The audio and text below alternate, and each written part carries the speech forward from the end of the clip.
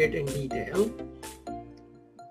So this fight or flight system, if it is continually active, it is good for you, like let's say to begin an exercise session.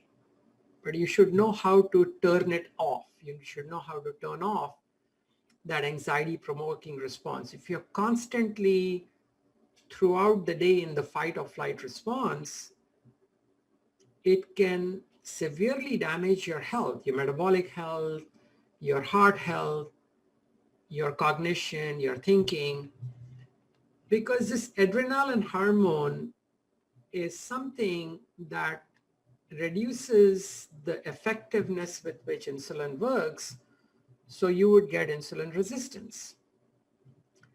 On the other hand, there is a calming system in our body which is based off the vagus nerve and the parasympathetic nervous system. And when you activate that through different methods. Sleep is one of the methods. There are several people who talk about the way you breathe that can improve your parasympathetic nervous system and calm you. But when parasympathetic nervous system is activated, you decrease your heart rate, you increase your heart rate variability. So we will talk about heart rate variability as I talked about. You decrease your blood pressure, you improve insulin action. In other words, you become insulin sensitive. And there are ways in which you can cultivate the parasympathetic nervous system. Sleep is one of them. Optimized exercise is another one. I like this diagram from Mark Mattson. Mark Mattson talks about the benefits of activating the parasympathetic nervous system. It resides in a part of the brain that is not under our conscious control. So activating it is not that easy. Like I mentioned, you can activate it with sleep. You can activate it with optimized exercise, and I'll get into that in detail.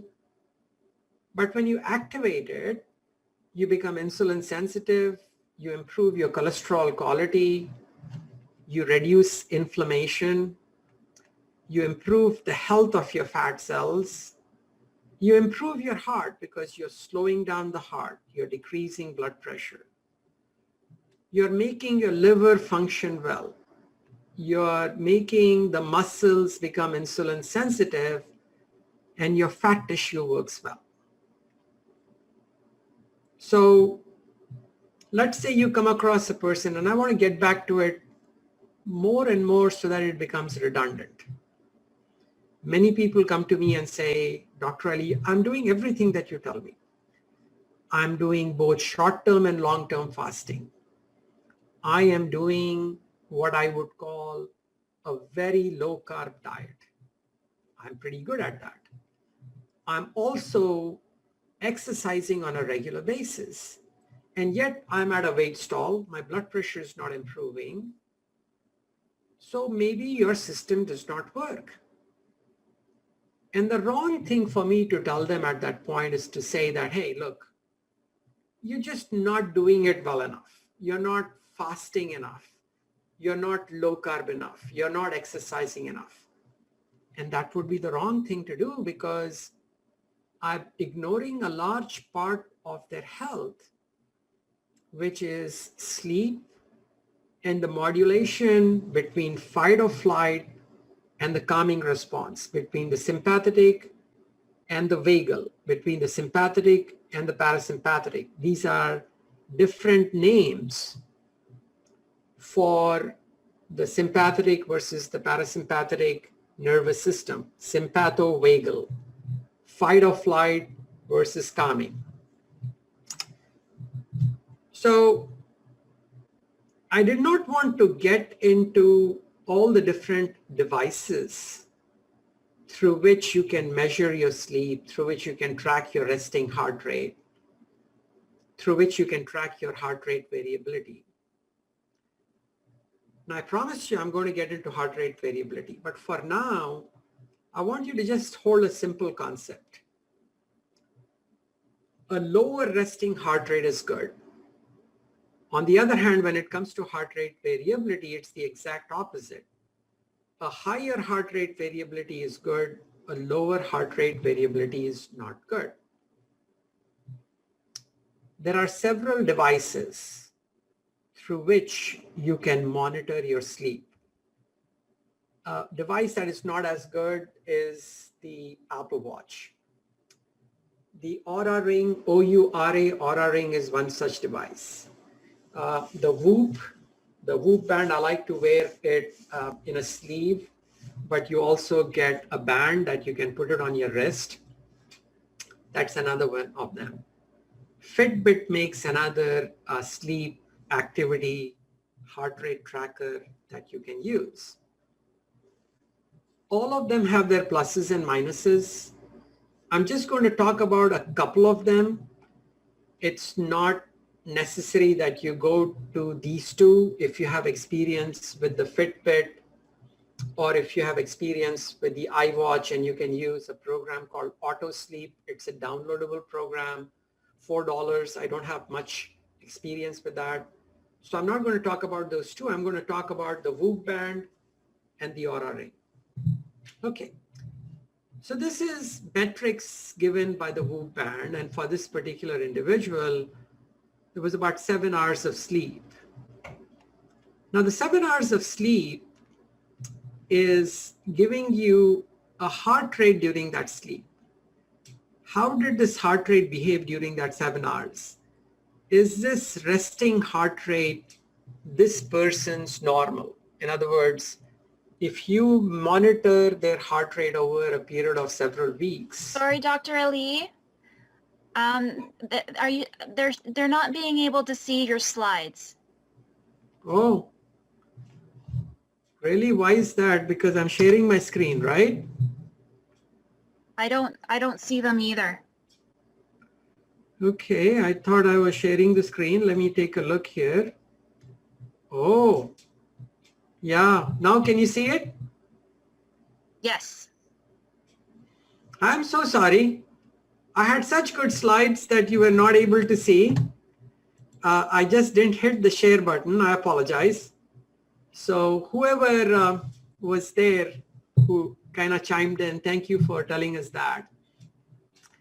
I'll quickly go through the slides. We talked about these metrics that we talk about. We don't talk about sleep. We talked about the different phases of sleep, and we talked about how heart rate, and especially resting heart rate and heart rate variability, is good. Then we talked about the sympathetic and the parasympathetic nervous system. And I think I went pretty well over it as to how this is fight or flight, this is calming, how this increases blood pressure, increases heart rate, how this decreases blood pressure and decreases heart rate, how being in a fight or flight response increases insulin resistance. And then this slide from Dr. Mark Mattson as to the parasympathetic nervous system not under our conscious control, that is improving the inflammation, improving insulin, improving liver function, helping the heart, and improving the health of our fat cells. And now here we were at the slide, and this is the Whoop band. And what we were talking about is the resting heart rate during sleep. Let's say you monitor somebody's resting heart rate, and when they are doing well, the resting heart rate is in the 60s. But then you notice that the resting heart rate has gone into the 65 or the 70s. Then you immediately know that something is wrong, and a high resting heart rate is not good. If the high resting heart rate is happening with a reduction in heart rate variability, then it is not good. Now, these sleep trackers will monitor your light sleep, will monitor your REM sleep, will monitor your deep sleep. I want to tell you that when you compare that with an actual sleep study done in a sleep lab with EEG, that means electrodes attached to your brain, the accuracy of tracking of these different sleep stages is not very good. In other words, they don't track the sleep stages very well. But all sleep trackers are very good at doing one important thing.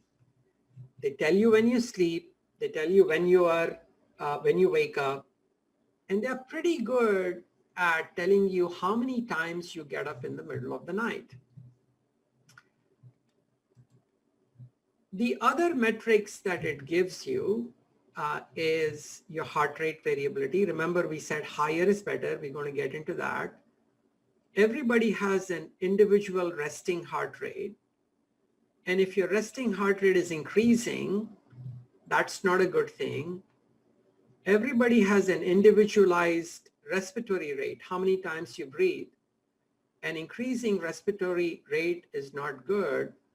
And these sleep trackers calculate a lot of these metrics and put them into a recovery index. So if your recovery index is according to Whoop above 66, then you're doing good.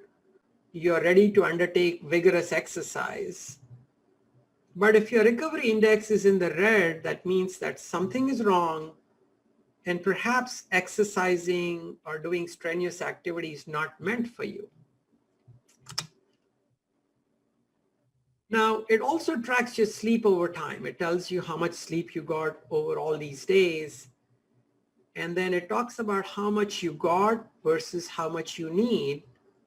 And perhaps that'll help you improve your sleep. Remember, I am not telling you that I know how you should improve your sleep. We've talked about that before. One of the ways to improve your sleep is to create a good sleep atmosphere. Darken your room. Do not have any media or screens that you're watching for an hour to 2 hours before you go to bed.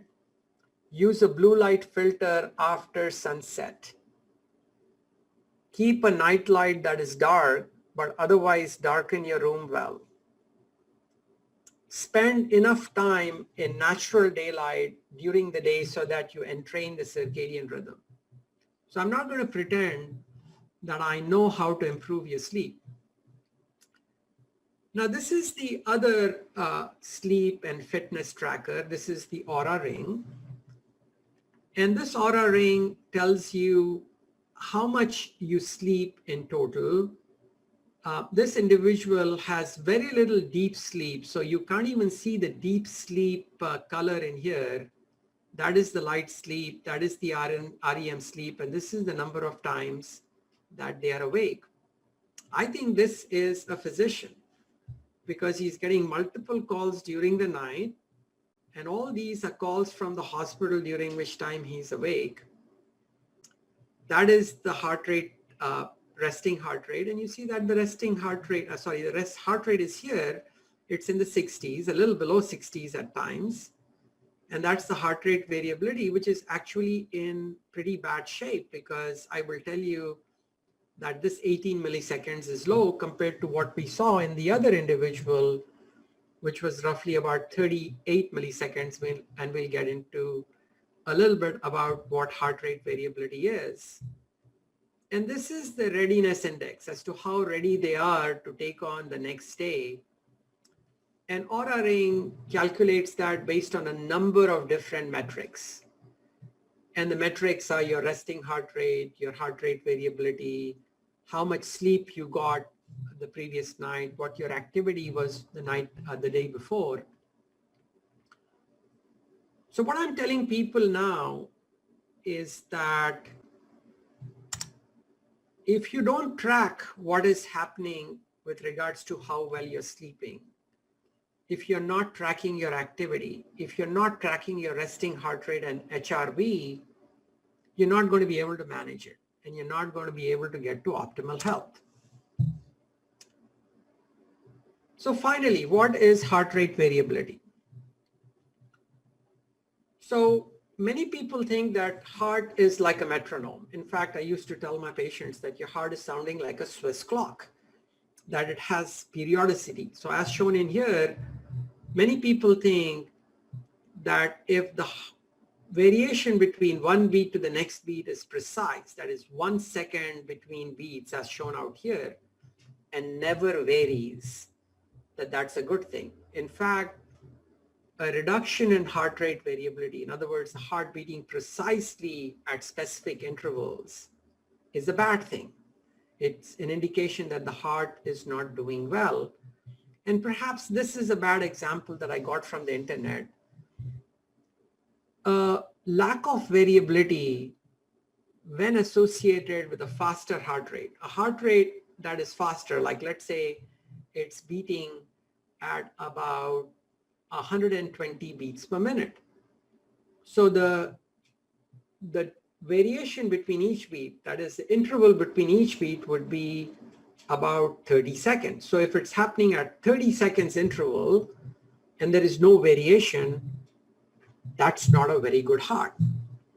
On the other hand, on the bottom is shown a heart that is showing significant variability. The difference between one beat to the other can be 0.93 or 930 milliseconds.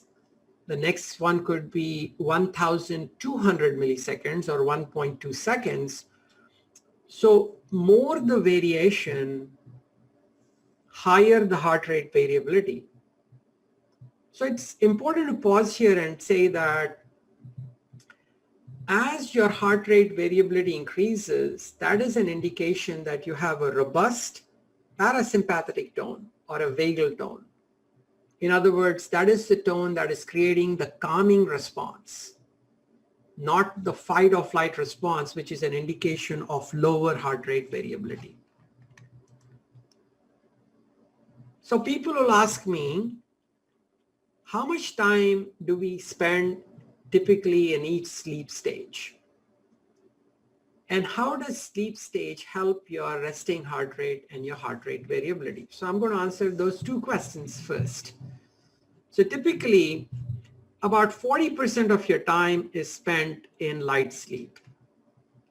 About 20% of your time is spent in deep sleep, which is the stage 4 REM, non-REM sleep. This is the restorative sleep. This is the sleep that is bringing about benefit from growth hormone. And roughly about 23 to 25% of the time is spent in REM sleep, which helps with memory and cognition. Now, everybody goes through several sleep cycles. In other words, you're awake, you go through light sleep, deep sleep. Sometimes deep sleep can happen first. And then each sleep cycle ends with an REM sleep. And then it gets repeated from light, deep to REM sleep. So this is what this person is doing. This person is starting out with light sleep, going to deep sleep. This 5 is considered to be the REM sleep. Then again, the sleep cycles repeat, and these are REM sleeps that are there because that's stage 5, that's the REM.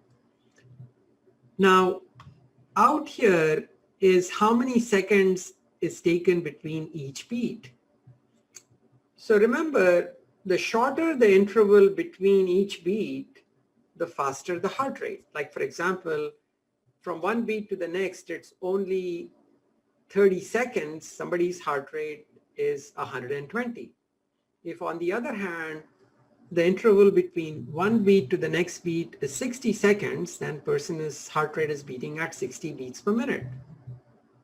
So as the interval between the beats increases, the heart is slowing down. So you can see as you are sleeping, with each successive stage, the heart is slowing down. So this is an important resting mechanism for the heart. This is the restorative aspect of sleep.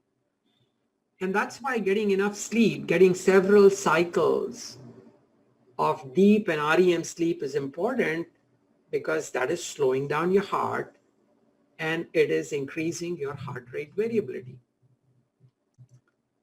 Now people will ask me, and you can take a screenshot of this if you would want, as to what normal heart rate variability is.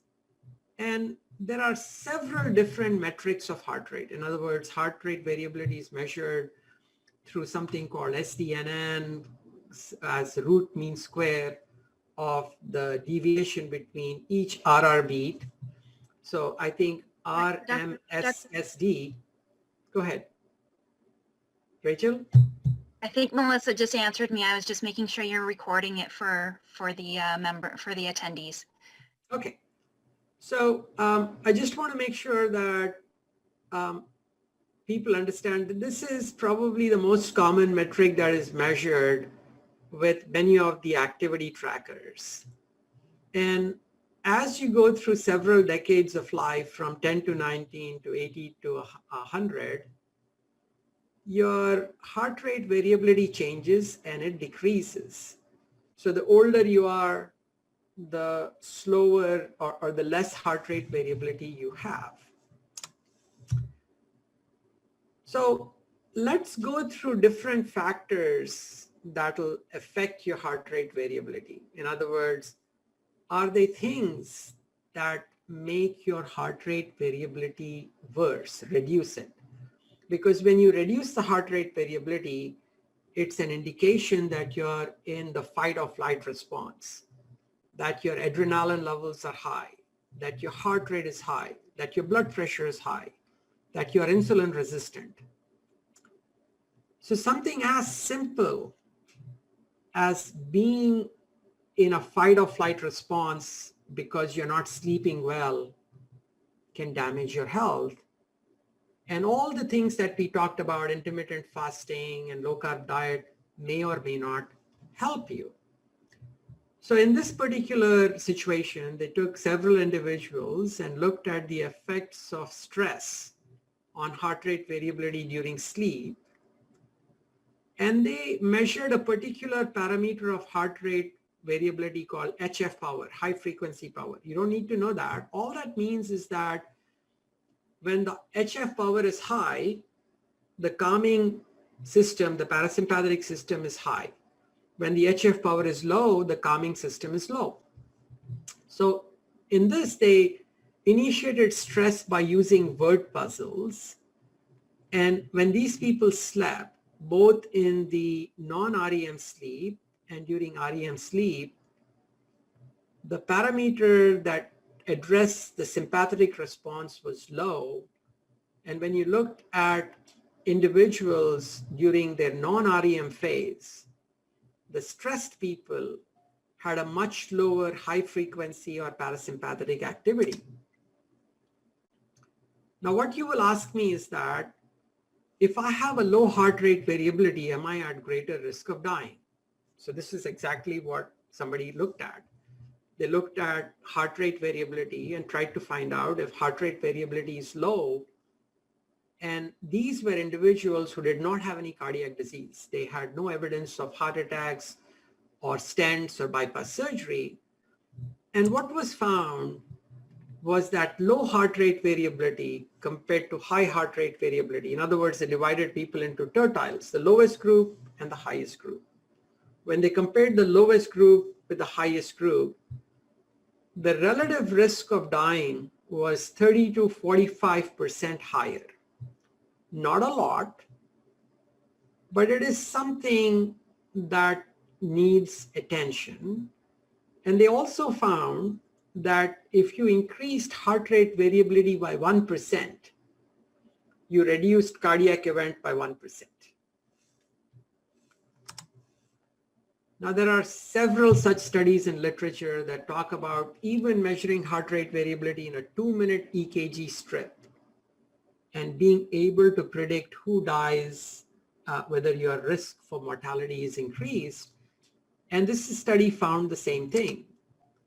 And what they found is that low heart rate was associated with increased risks of coronary artery disease, that is having heart attacks, and deaths from several other causes.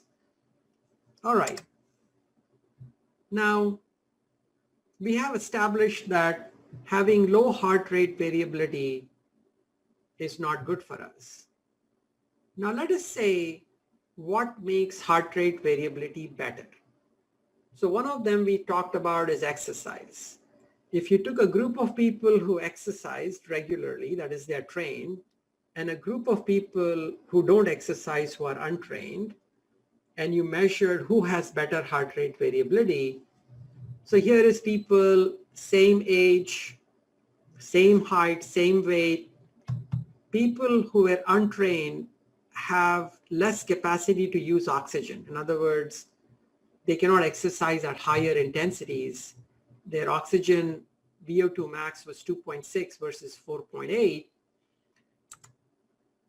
And when you looked at their heart rate variability, and here is one interval which is very similar to root mean square, that I had shown. This is SDNN, but this is a measure of heart rate variability. And what you can see is that it was much lower in the untrained men, 146 versus 218.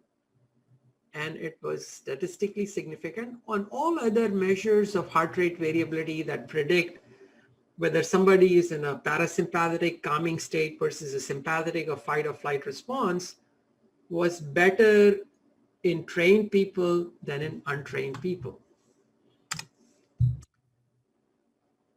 So here is a very interesting graph. This is getting 10-minute heart rate in untrained individuals versus trained individuals. And in here, the number of seconds between each heart rate is less than 100 milliseconds. So that would be 1 second between each heart rate. So in here, you can see that the resting heart rate is high, and there is not a lot of difference from one beat to the other in untrained individuals. On the other hand, in the trained individuals, as they were sleeping, you can see that the difference from one beat to the next beat was more than 1,000 milliseconds, or more than 1 second. In fact, up to 1.2 seconds.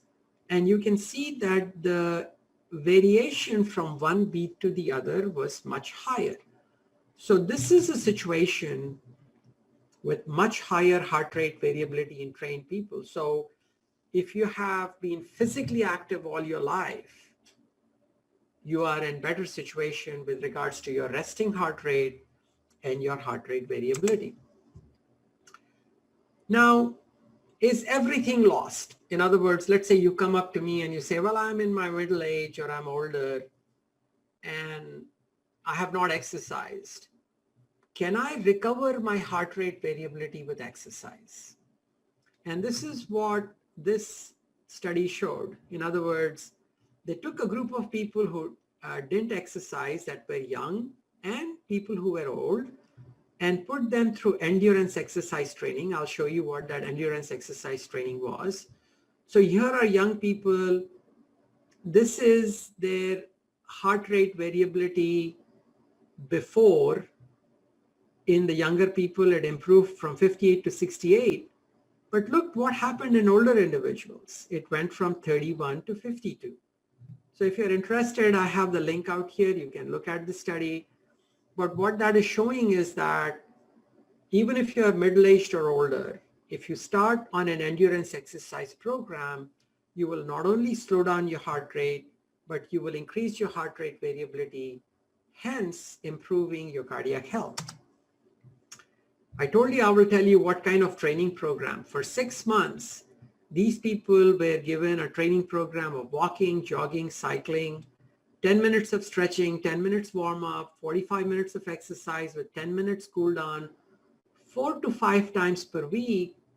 And it was gradually increased. It was not increased right up to the top of maximal training. It was started at about 50, 60%.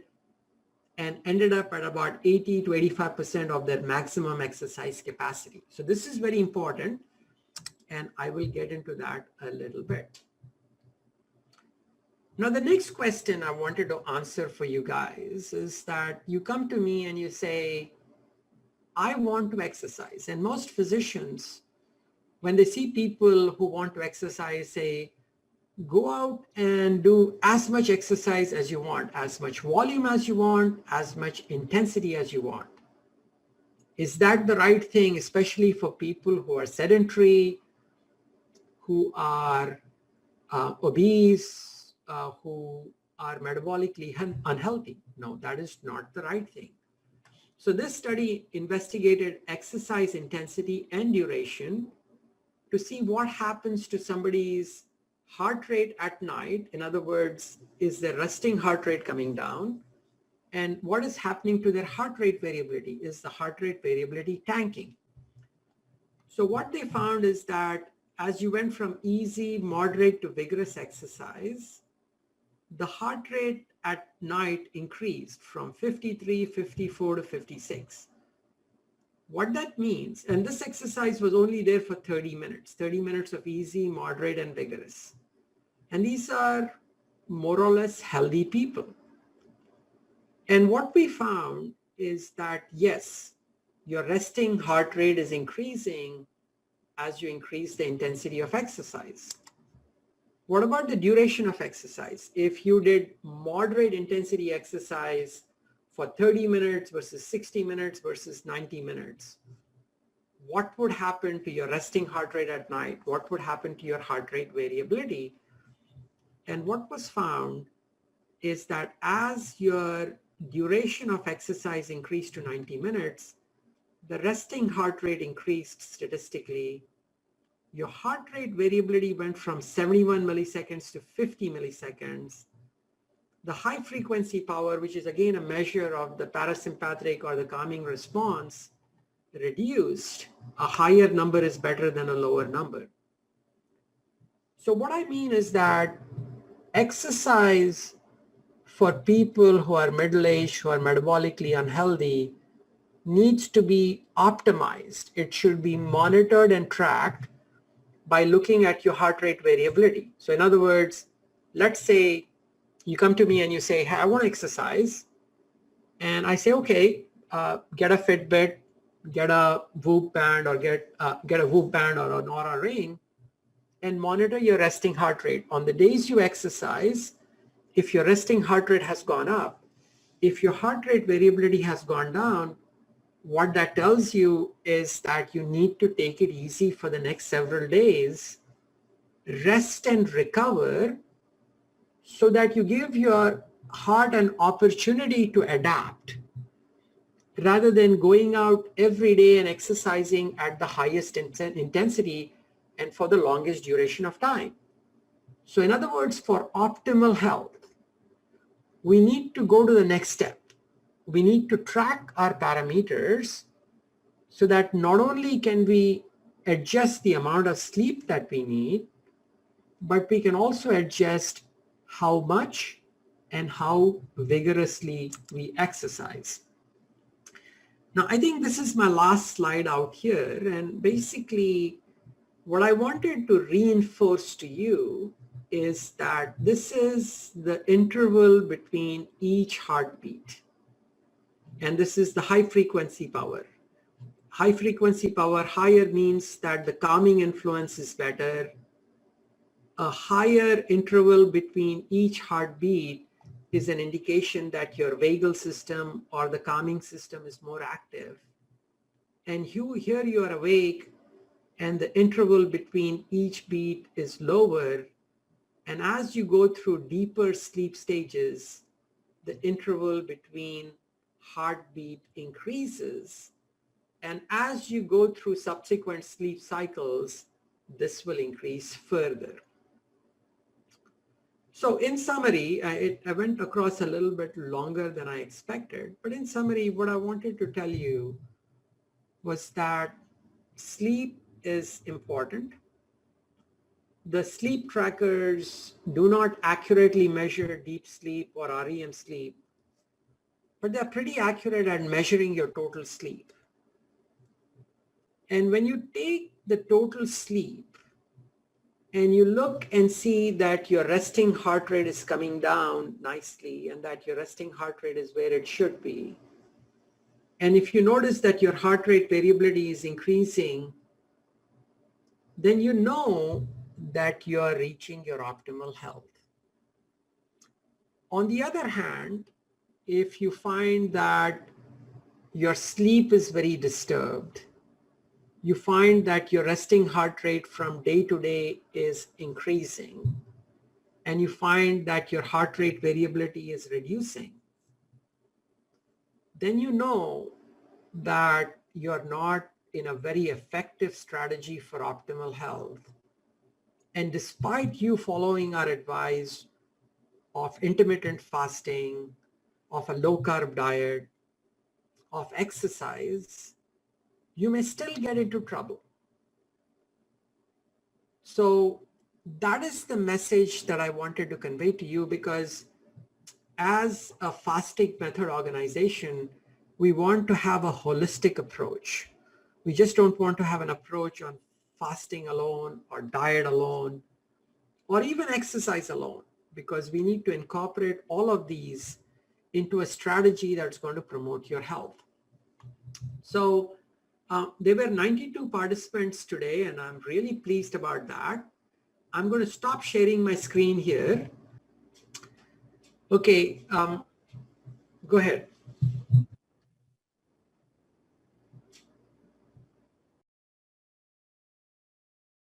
Okay, very good questions. Let me take that first. So in other words, the person is asking, hey, what is my heart rate variability? I'm getting a certain number. What should I target?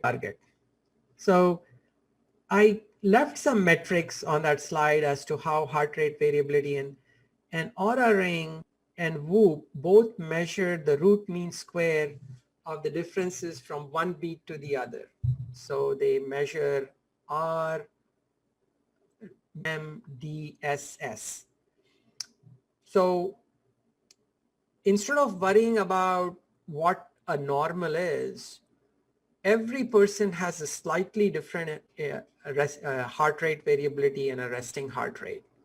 So what you should do is go through a period of 1 week in which you are resting well, that you're not doing any heavy exercise, that you're doing light to moderate exercise, and get what your resting heart rate is at night and get what your resting heart rate variability is at night. And based on that parameter, you should institute measures of fasting, because fasting is going to reduce your heart rate, resting heart rate. The low carb diet is going to help you there. Exercise initially is going to drop your heart rate variability and increase your resting heart rate, especially if you do it at high intensities. So you need to give a period of rest and recovery. So heart rate variability will have to be individualized to your particular situation. All right, I got a number of questions on heart rate variability now that I'd like to address. What kind of sleep monitor do you recommend? So I was trying to stay away from recommending a sleep monitor because almost all of them do about the same things, and it depends as to how familiar you get with it. I think that the two that are trying to target sleep and sleep metrics so that you can easily understand and you can easily get a graphical presentation of your resting heart rate at night, and one that will tell you your heart rate variability and will tell you your recovery index. That means how well you have recovered from the stresses of the previous day. The two of them that I think are the best is an Aura Ring, and the other one is a Whoop band. Now I like to wear it as a sleeve, but some people like to wear it on their wrist. Somebody is asking that their heart rate is between 80 and 97. Should I be concerned? So the answer to that is that perhaps if it is 80 to 97 and your heart rate variability is low, then yes, that would be an important metric that can give you some concern, and you should seek medical attention and see if you could improve that.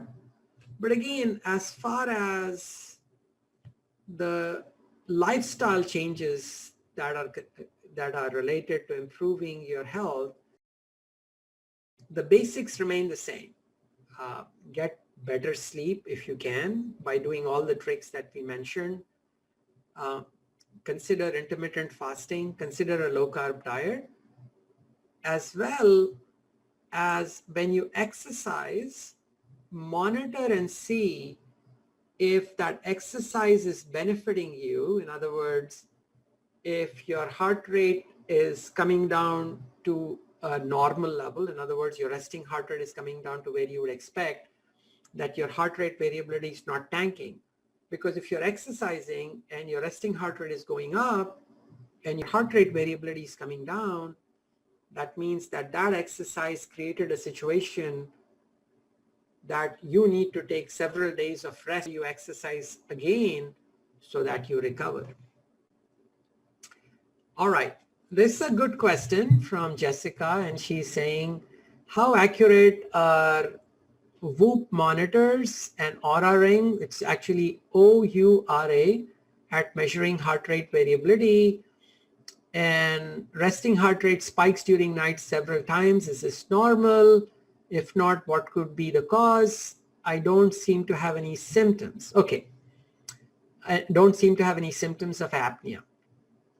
Excellent question, Jessica. So heart rate variability as to the accuracy of measurement. In other words, the best accuracy would come from devices that monitor the electrical activity of the heart. The Oura Ring and the Whoop band are not monitoring electrical activity. They are optical sensors that sense the movement of blood. So they're seeing a pulse form. The accuracy depends on the megahertz calculation. In other words, at what megahertz they are measuring it. And I think the Oura Ring and the Whoop band are both about 250 megahertz, and that's acceptable. Their heart rate variability measurements are fairly good. But remember, you are following trends. In other words, you're following what your resting heart rate is and what your heart rate variability is. And you should not go by absolute numbers. You should go by numbers in terms of their drift, of whether it is increasing, a good sign for heart rate variability, whether it's reducing, like for example, you drink alcohol and your resting heart is high that night and your heart rate variability tanks, then you know that that alcohol is not good for you. Let's say you have a large meal just before you sleep and your resting heart rate takes a long time to come down to what is normal for you, and heart rate variability is low, then you know that that large meal is not good for you. Let's say that you were in a fight or flight response all day. You were sympathetically aroused. You were constantly on the go, go, go. So those are the kinds of insights that it'll give you. Okay. Your next question was the spikes. So many people do not know this, but the dream sleep, the REM sleep that is associated with dreaming is associated with an increase in heart rate and a reduction in heart rate variability and a reduction in the calming tone, the parasympathetic tone, and an increase in the sympathetic tone or the fight or flight response. So spikes in your heart rate, especially during REM sleep, are not uncommon, and you should not get overtly worried about it. That is as simplistic an answer that I can give. Somebody is asking, I use a CPAP machine, does that help my heart rate? Yes, absolutely. Because apnea, in other words, when you go through periods in which your oxygen saturation drops, that can severely damage your heart rate and your heart rate variability. If you are maintaining good oxygen saturation, that can help you. Let me go back up here. Somebody is asking me, Michael is asking me, is there a specific exercise program for reference you could recommend to optimize heart rate variability? That particular individual is 67. So I don't have an exact answer for you, but I can give you some generalizations. Monitor over a period of 6 days to 7 days during which you are resting well, you're sleeping well, that you're not exercising at anything over light to low moderate intensity exercise as to what your resting heart rate is and what your resting heart rate variability is using one of these devices. That'll give you a readiness index as to how capable you are of taking exercise on the next day. And let's say, Michael, you are an accomplished athlete, you are capable of doing high intensity exercise, then you can start high intensity exercise and monitor and see what's happening to your resting heart rate that night, what's happening to your heart rate variability.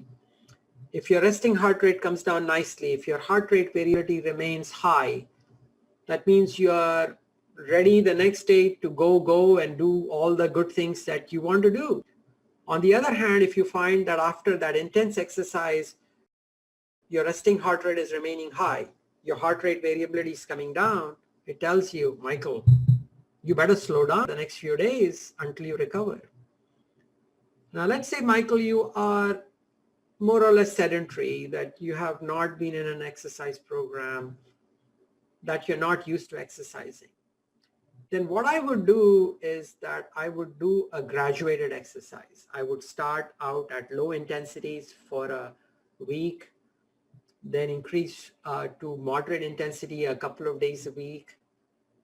And I would continue this base training for about 4 weeks before I had high intensity exercises.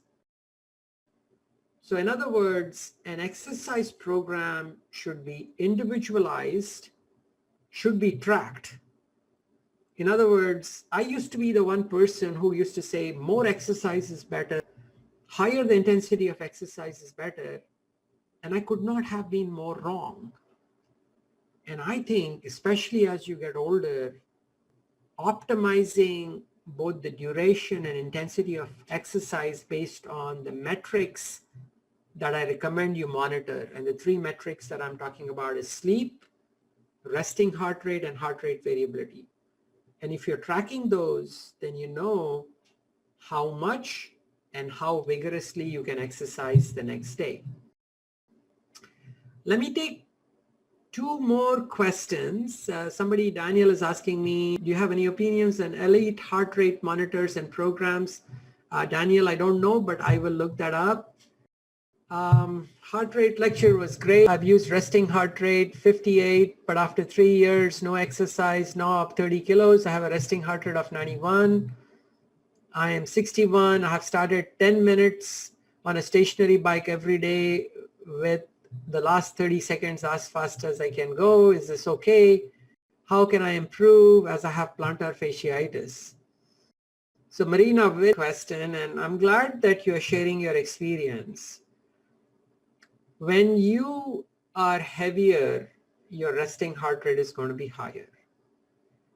When you're physically not fit, in other words, as I showed you, trained athletes or trained people have a lower resting heart rate, have higher heart rate variability. So that's just what happened to you, that sedentary lifestyle, going up 30 kilos has increased your resting heart rate and perhaps messed up your heart rate variability. Now you are getting back into health and you're going back on your journey. So I want to reiterate to you what I have been telling everybody. You need to track your metrics. You need to track and see if your resting heart rate is coming down at night compared to what your resting heart rate should be. And you should track your resting heart rate for about 6 days when you're not doing anything more than light exercise. And what you should base your exercise regimen on is that exercise regimen increasing your resting heart rate at night? Is it dropping your heart rate variability? If it is doing that, that means you're doing too much. And what that means is that when you do that kind of activity, you may need to wait for a few days before embarking on another session to let you recover from that. If you are going 30 seconds as fast as you can at the end of exercise, it may be okay for you. But I don't know that without monitoring and evaluating your heart and without looking at some of these metrics that I talked about. So there is Greg who is asking a question, and I'd like to end with that. How do beta blockers affect the resting heart rate and heart rate variability? So beta blockers slow down the heart. They reduce the resting heart rate. I don't know the information with regards to heart rate variability with beta blockers. I'm relatively new to this field and I'm going to investigate that. That was a question that I wanted to investigate. But what I can tell you is that one of the other drugs that people very commonly have before exercise, which is caffeine. So what does caffeine do? So this question has been looked at very rigorously, and I wanted to put some slides in there about caffeine, but I ran out of time. So there are studies that they collected in which people rigorously looked at the effects of caffeine on heart rate variability and recovery of heart rate after exercise. 6 studies are showing that caffeine increases the heart rate, and it takes time for your heart rate to recover when you have taken caffeine compared to when you have not taken caffeine. 6 of these studies also show that caffeine and exercise reduce variability, and it takes a long time for the heart rate variability to come back up to normal. 3 of the studies are showing that there is no effect of caffeine on either your resting heart rate, the time it takes to recover your resting heart rate, and the time it takes for you to recover heart rate variability. So the 6 are telling me that caffeine reduces your HRV, increases your resting heart rate, which is not good. And 3 studies are telling me that it does not have any effect. So I would say that the jury is out on that. I like caffeine. I think it gives me energy. It gives me energy to exercise. And when used properly, it's a very good agent to mobilize your fat, for you to be able to go out and exercise, for you to stave off hunger. So I'm going to say that caffeine is still useful, but I think that monitoring with caffeine is important if there are any damaging effects, especially if you're going to have many more cups of caffeine late into the night, because I think that can, late into the evening, because that can mess up your sleep, and we talked about. So I think we are now at about 7:05. I'm sorry that I was not showing you my slides in the beginning. I apologize, but remember, I want another 100 people next month when we go live at in the last Wednesday of the month, the 24th February. So I hope that you didn't waste an hour of time with me, and I hope that this was a session that was useful. Thank you.